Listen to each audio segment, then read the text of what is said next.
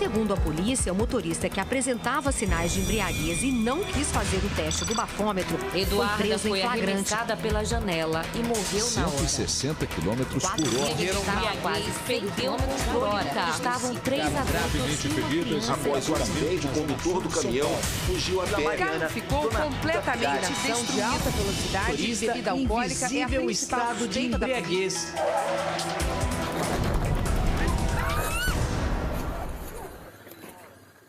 Foram enterradas hoje em São Paulo a dona de casa Miriam Baltresca e a filha dela, a advogada Bruna Baltresca. O administrador de empresas Vitor Gurman, de 24 anos, que morreu após ser atropelado por uma Land Rover no último sábado, foi enterrado hoje no cemitério israelita Butantã, na zona oeste de São Paulo. Você vai acompanhar a trágica história de Rafael Baltresca, que inspirou a campanha Não Foi Acidente. O jovem Marcos Alexandre dirigiu o carro dele pela Avenida Marginal Pinheiros, na zona oeste de São Paulo, quando perdeu o controle e subiu na calçada. Miriam Baltresca, de 58 anos, e a filha dela, a advogada Bruna Baltresca, de 28, que passavam pelo local, foram atingidas e morreram na hora. Morreu na noite desta quinta-feira o jovem de 24 anos atropelado por um jipe importado aqui em São Paulo. Vitor, 24 anos, foi atropelado e morto por um Land Rover blindado na madrugada de 23 de julho, na rua Natingui, na Vila Madalena, zona oeste da capital paulista. Família de mãe e filha que morrem atropeladas se revolta com a possibilidade do acusado responder o processo em liberdade. Segundo a polícia, o motorista Marcos Alexandre apresentava sinais de embriaguez, mas se negou a fazer o teste do bafômetro. Ele responde ao processo em liberdade. É o caso da nutricionista Gabriela Guerreiro, que dirigia a Land Rover, que atropelou e matou o administrador de empresas Vitor Gurman no fim de julho em São Paulo. A polícia não tem dúvidas de que foi Gabriela a responsável pelo acidente. Rafael, que já era órfão de pai, perdeu a mãe e a única irmã. Quando eu entrei no velório delas, tinha 2 caixões na mesma sala. Um da minha irmã do meu lado esquerdo e da minha mãe do lado direito. Esse momento é um momento que eu nunca gostaria de ter tido. Nunca.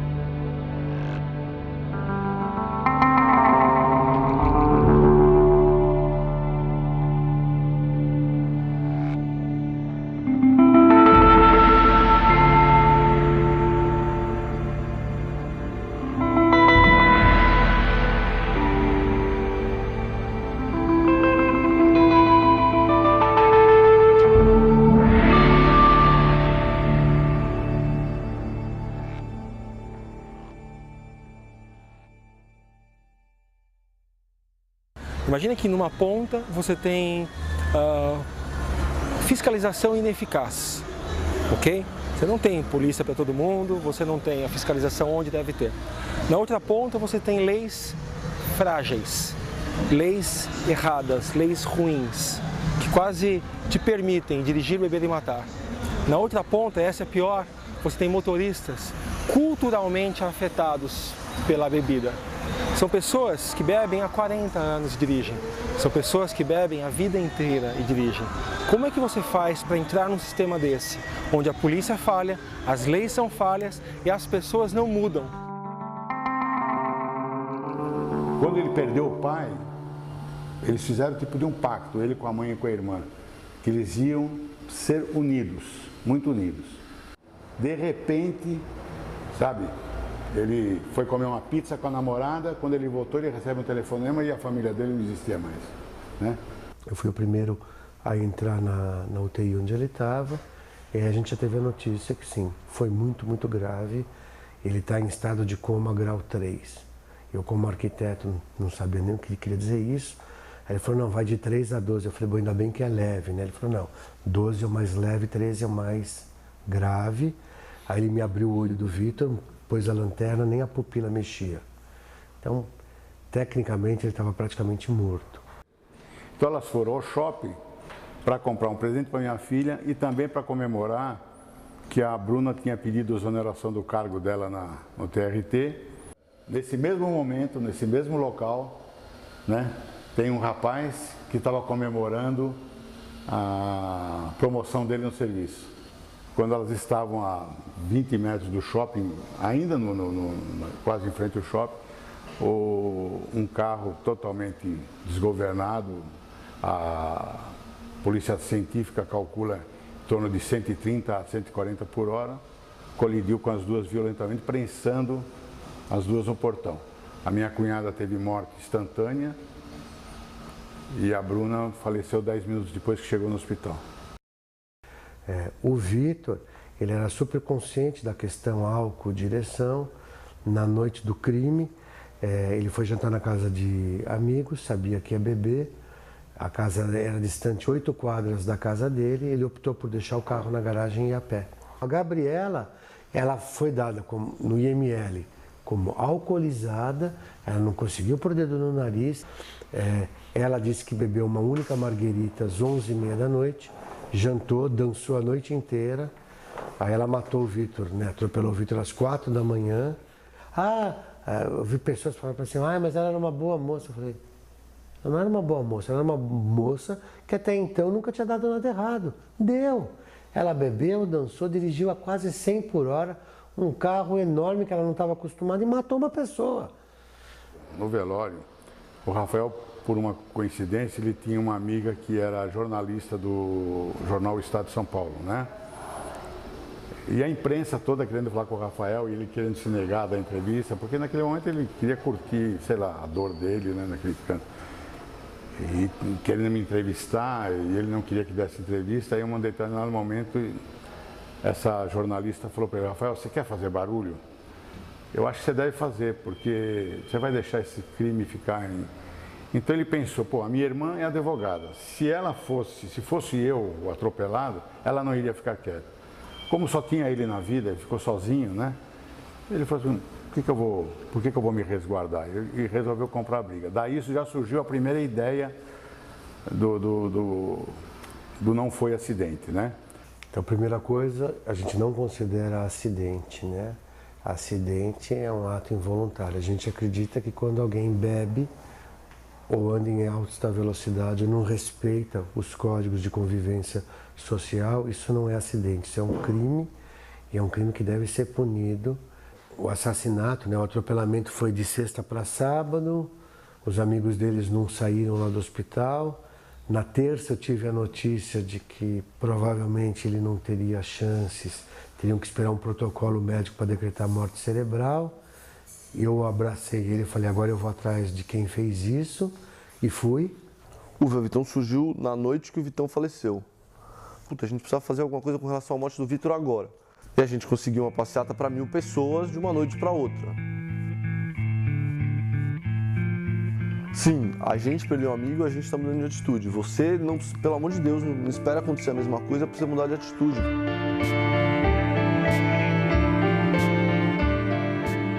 A vocês, eu juro que eu não tenho palavra. Seria, talvez, o único remédio que existe para poder fazer essa dor ser suportável. De coração, muito obrigado a todos. Além da minha própria história de mãe Vitor, vocês são, portanto, para mim, a melhor herança que o Vitor deixou.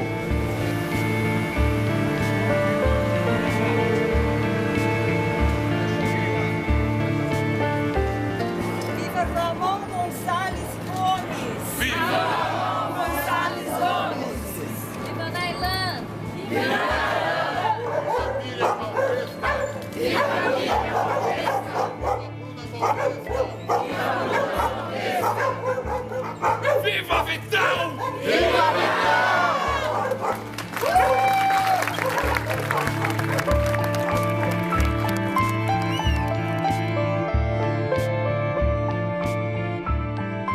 Tem pessoas na minha família ligadas, assim, juntinhas, que passaram por tudo isso, por toda essa tristeza, que viu de perto e ainda hoje bebem e dirigem. Se essas pessoas estão tão ligadas, não mudaram o comportamento, como é que você acha que uma pessoa que está longe, que vê a gente pela TV, vai mudar? É difícil. Mudar a cultura de um país é a coisa mais difícil que existe. Inevitavelmente a mídia some, as pessoas param de falar, o movimento começou com 30 pessoas, hoje a gente será em 4, 5, 6. A coisa acaba, assim. Daquele grupo de amigos que a gente falou, pô, vamos parar de beber, não vamos fazer mais isso. Já reduziu, já tem aquela história, pô, mas eu vou tomar 2 chopinhos, eu vou precisar ir de carro, vou precisar ir de táxi. Então já diminui. Eu fiz uma promessa para mim mesmo, né? Que a minha vida passou a ser a vida do Rafael. A verdade é essa. Onde ele for, eu vou, eu largo qualquer coisa e eu vou estar com ele até o fim. Onde ele for, o que ele falar, tio, vamos se jogar de bad jump lá para chamar a atenção, eu vou também. Eu, quando entrei na faculdade, na minha primeira fase da faculdade, eu virei na contramão em alta velocidade, sem cinto, falando no celular no farol vermelho. Porque eu estava bêbado. Nesse dia, o Vitão foi me buscar no Cambuci, porque eu parei o carro e falei assim, Vitão, eu não sei onde eu tô bêbado e não sei onde eu tô. Tipo, foi me buscar, entendeu? E nesse dia eu tomei essas 5 multas. Cara, nesse dia eu podia ter matado, nesse dia eu podia ter morrido, nesse dia eu podia ter feito qualquer coisa. Porque eu não lembro de nada, porque eu estava completamente inconsequente. Então, eu acho que mudou. Isso nunca vai acontecer comigo, eu espero que isso nunca vai acontecer com um amigo meu próximo, porque eu sei que eu não vou deixar.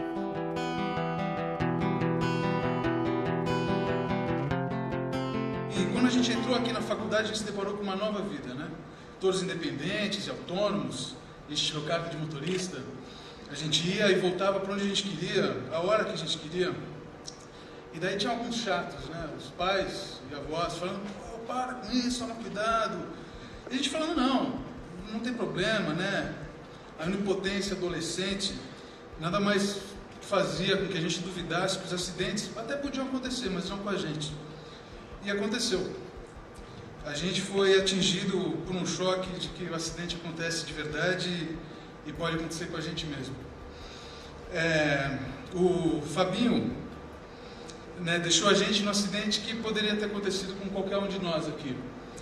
Ele estava voltando de uma festa, acabou perdendo o controle e bateu o carro. E a gente pagou muito caro por duvidar dos chatos.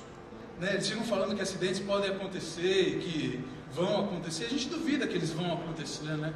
Apesar de estar vendo algumas coisas. E a gente tem que tomar cuidado para não pagar tão caro quanto a gente pagou, por duvidar e por acreditar na nossa onipotência. Acidentes acontecem e a gente tem que poupar, a gente tem que ser responsável para que a gente não perca de novo aquilo que tem mais valor, que são as nossas vidas e as vidas de quem nós amamos. Então acho que essa mensagem eu queria deixar.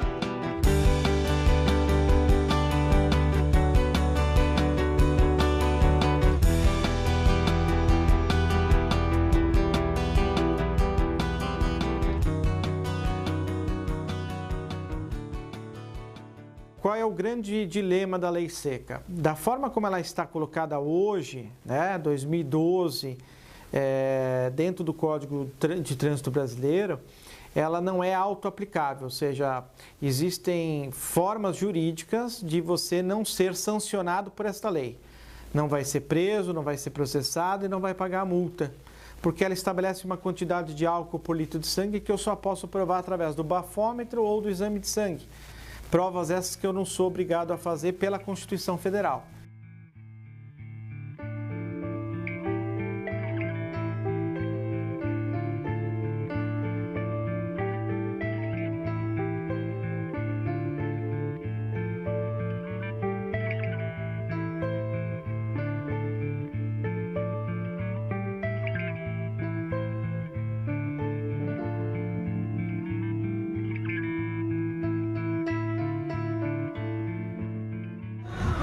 A sanção é a pior que você pode imaginar, né? Porque saber que o cara que matou tua família está na rua e as autoridades não estão nem aí para o caso é complicado. Por isso que nós transformamos essa dor, esse sentimento de injustiça, de impunidade, num movimento. É para isso, para que as pessoas tenham voz, para que a gente faça alguma coisa, Porque ficar de braços cruzados, a gente não muda nada, né? Nós, da OAB, junto com duas outras ONGs, que é o Viva Vitão e o Não Foi Acidente, que é quem faz o batismo da lei, o nome da lei, Não Foi Acidente, nós temos um projeto de lei de iniciativa popular que tem por objetivo justamente fazer com que esta lei seja de tolerância zero e que ela seja cumprida à risca, permitindo ao poder público que puna essas pessoas que dirigem embriagadas. São necessárias, pela Constituição, artigo 51, 1.300.000 assinaturas, 1% do eleitorado nacional. Eu tive o desafeto de encontrar a Gabriela saindo do carro dela na rua aqui de baixo que ela morava.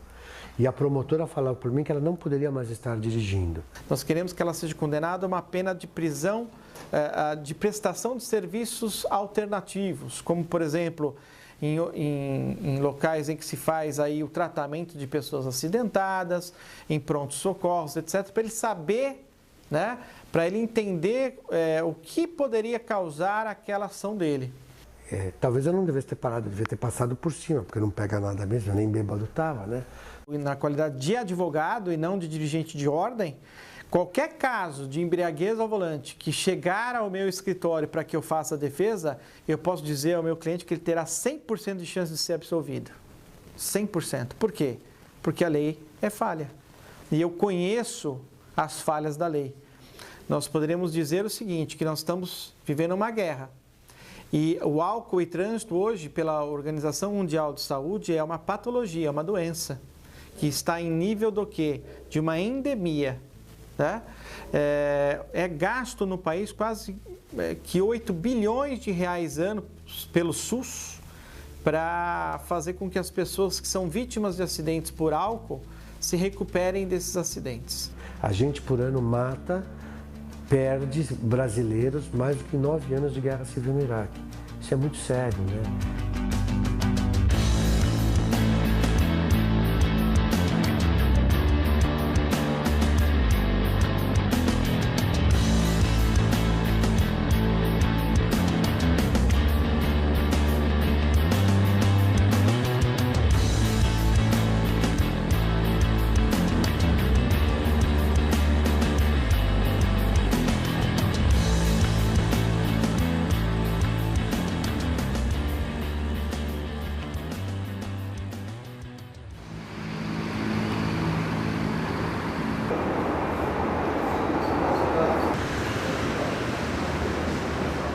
Eu acho que a lei deveria mudar agora, ser mais rígida e mais rápida na ação de punir o condutor.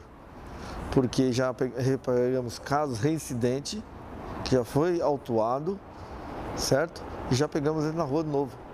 Ele não estava nem aí. Chegar aqui com, peguei tantos alcoolemia. Não, seria melhor chegar, só peguei só tanto. Seria ótimo, porque aí mostra que tudo que nós viemos plantando desde 2008, hoje, passado 4 anos, foi dado o resultado. E a pessoa criou consciência. O triste é a gente ver que a pessoa só está funcionando através do chicote. Boa noite. Boa noite. Siga a luz então, por favor. Esses condutores ficam meio assustados no primeiro momento, né, por falta de hábito de ser abordado pela polícia. Ele é um cidadão como outro qualquer, que na hora de pagar seus impostos paga como outro qualquer, na hora de requerer seus direitos e seus deveres, ele age como qualquer cidadão. Então, não há nada de demérito nenhum ser abordado. A autoridade faz a lei, aí o cidadão para, meus direitos. Não é gozado, ele esqueceu as obrigações dele.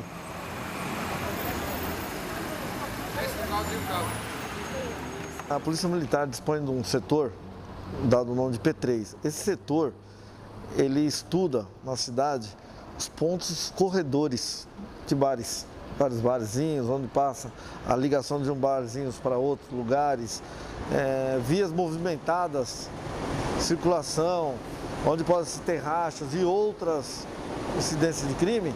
Então ele escolhe os corredores principais, que há concentração de barzinhos.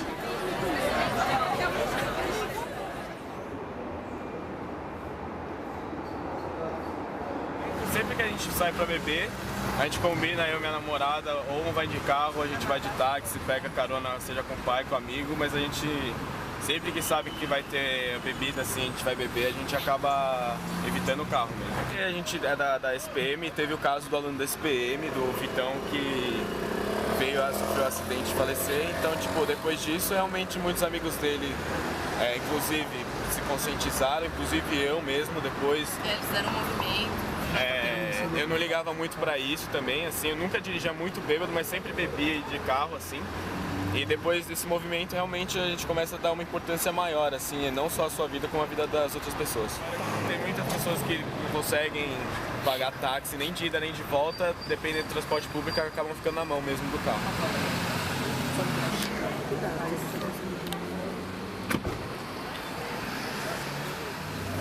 Você ingeriu bebida, né? Você falou que você bebeu uma garrafa, é isso? Sim, já faz mais de meia hora. E aí? O que você bebeu? Cerveja. O teste deu quanto? 0,12 e o limite é 0,13. Você acha que... Na lata. Você acha que uma garrafa de cerveja não modifica em nenhum grau seus reflexos, seus sentidos para dirigir? Não, acho que uma garrafa... Eu não tomei nenhuma garrafa, mas acho que uma garrafa não. E depende de se a pessoa comeu, se a pessoa não comeu. Acho que depende muito da pessoa e do organismo dela. Você não tá sentindo nada de diferente? Não. Em nenhum momento eu questiono a lei. Não, sim, eu tô falando. Mas você não vai mudar a sua atitude. Cara, não vou. Como ela não quer provar a quantidade que ela bebeu, eu vou fazer pelos sinais notórios que ela apresenta, tá? Olhos vermelhos, voz embargada, bochecha avermelhada, fala pastosa, vestes desajeitada, tá certo? Então a gente escreve isso aí na autuação, é feito um boletim de ocorrência nosso BO também, e tudo isso vai ser remetido ao juiz, onde vai julgar o caso.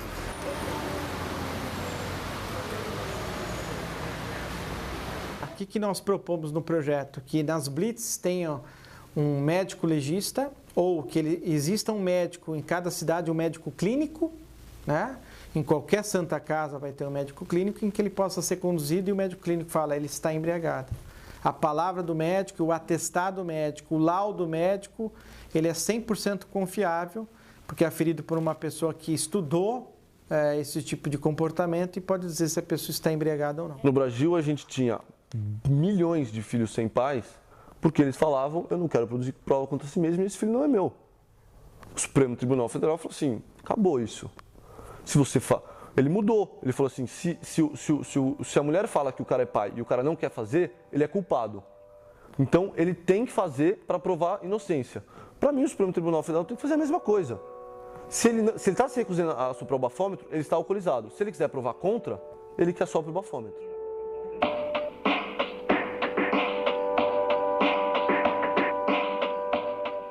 Mesmo após você ter ingerido bebidas alcoólicas, você se considera apto a dirigir? Com certeza.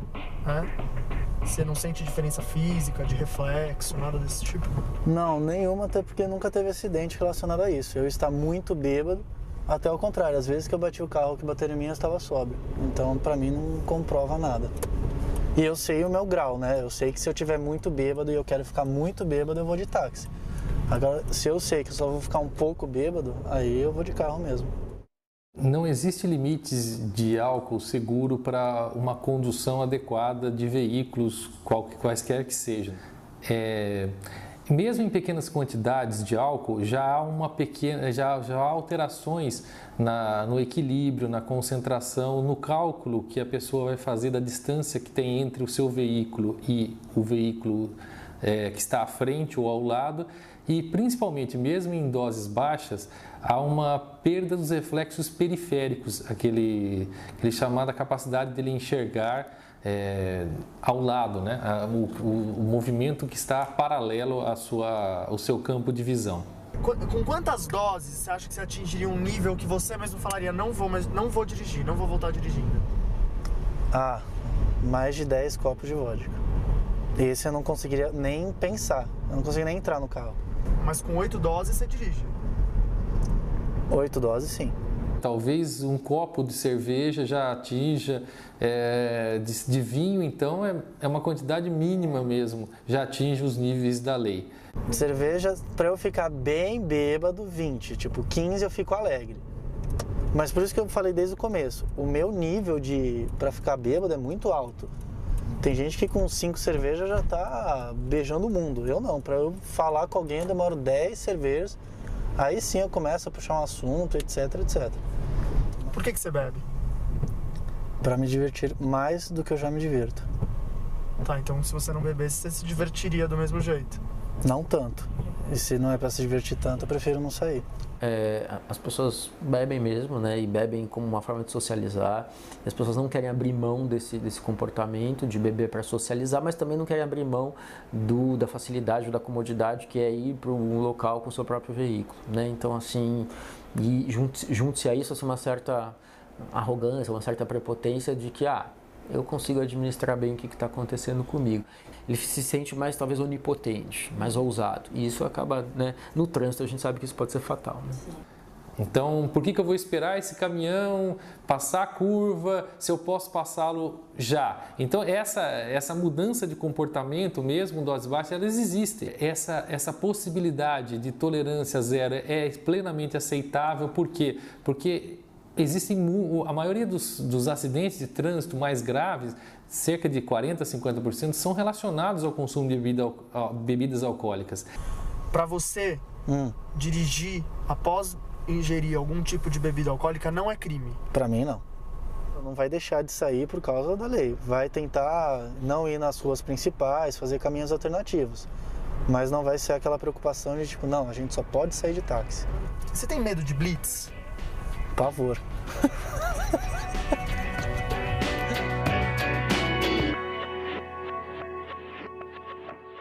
Um processo é uma lei mais rígida, a gente está caminhando para isso. Outro processo é uma vigilância maior, né, com punição, com multa, enfim, é uma coisa mais séria, num primeiro momento. E, em paralelo, uma campanha de fato muito maciça de conscientização e prevenção.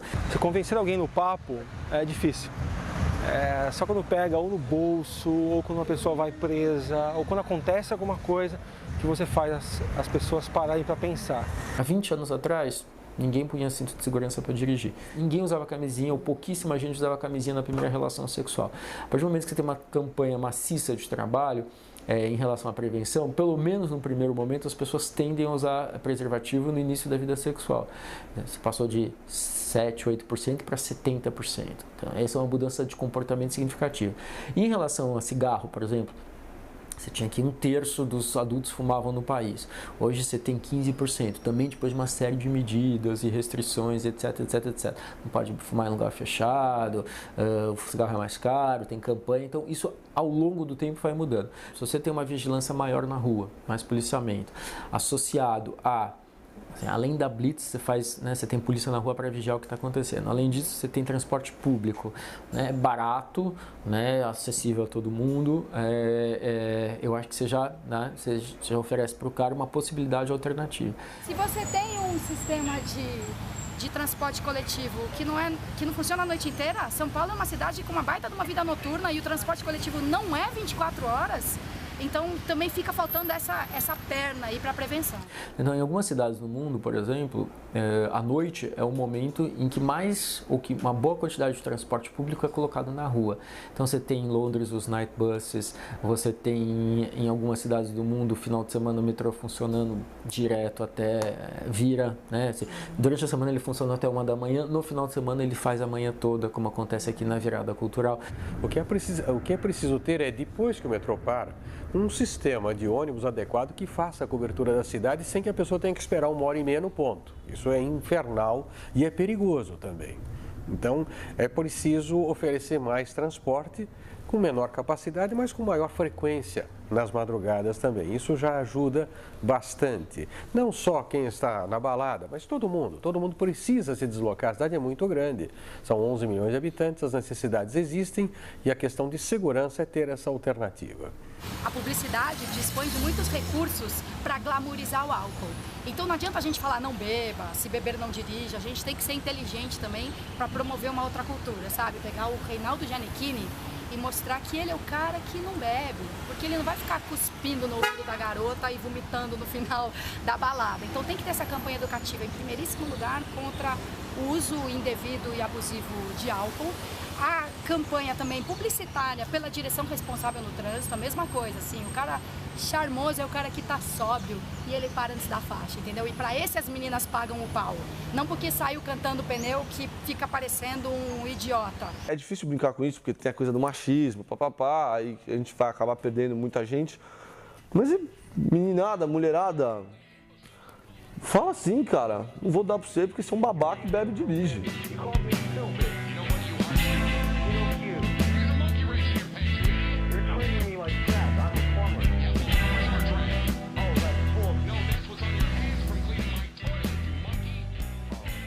Já ficou com a consciência pesada em relação a dirigir alcoolizado?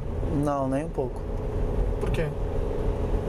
Porque eu nunca fiz nenhum mal a ninguém. E se for responder assim, mas você poderia, sim, eu poderia tanta coisa, e se eu for discutir em cima do que cada um poderia ter feito e não fez, é uma retórica muito grande. Quanto à questão das pessoas não poderem produzir provas contra si mesmo,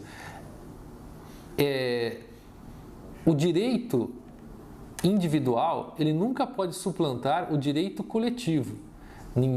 O direito coletivo é o direito de cada pessoa tem ao dirigir o seu automóvel de não se envolver em acidente ou de práticas inseguras porque uma outra pessoa bebeu. Então é um interesse coletivo, ele tem que ser sempre superior ou suplantar o interesse individual. No Brasil, a justiça tem um conceito de que ela é lerda por demais. E justiça lerda chama injustiça.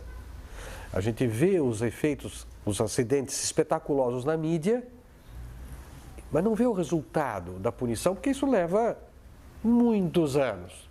Deixa de ser notícia, a pessoa desassocia o crime da punição. Hoje, se você falar da nossa família, acabou. Eu posso te dizer o seguinte, não teve festa, não teve Natal. O acidente é assim, acontece aqui alguma coisa, no dia seguinte já limparam, já tiraram e só a família sente isso. Sabe, você mudar um comportamento, você mudar uma atitude, não é tão drástica assim. Você consegue viver, sabe? Fala não para a bebida, quando você está dirigindo, ok. O Vitão não vai voltar, a mãe e a irmã do Rafael também não vão voltar. E não é a vingança pura e simplesmente. O que revolta as pessoas, e eles têm razão disso, é que essas pessoas não vão ser presas. Porque vai ter uma discussão jurídica, assim, muito grande até isso acontecer. Se a gente conseguir que uma pessoa deixe de beber ou beba menos antes de dirigir, eu acho que já valeu a pena. E que quando a gente não esquece, a gente faz com que as pessoas não façam de novo. Né? A ferida tem que ficar sempre aberta para servir, para que as pessoas não voltem a fazer esse erro. Eu ponho eles nas minhas peças que eles vivam muito tempo, para que eles tenham tempo de se arrepender da besteira que fizeram. E que eles possam ser julgados aqui, porque numa outra série eu acredito que eles vão ser julgados. Eu falo assim, o meu sobrinho pede justiça, ele não pede vingança. Se essa lição de perder duas pessoas não serviu, então, meu Deus do céu, então não sei o que serviria. Né? É fácil a gente entender e sentir quando acontece com a gente, mas quando a gente está longe aí é complicado. Só que digo o seguinte, é muito melhor você mudar pelo amor do que mudar pela dor.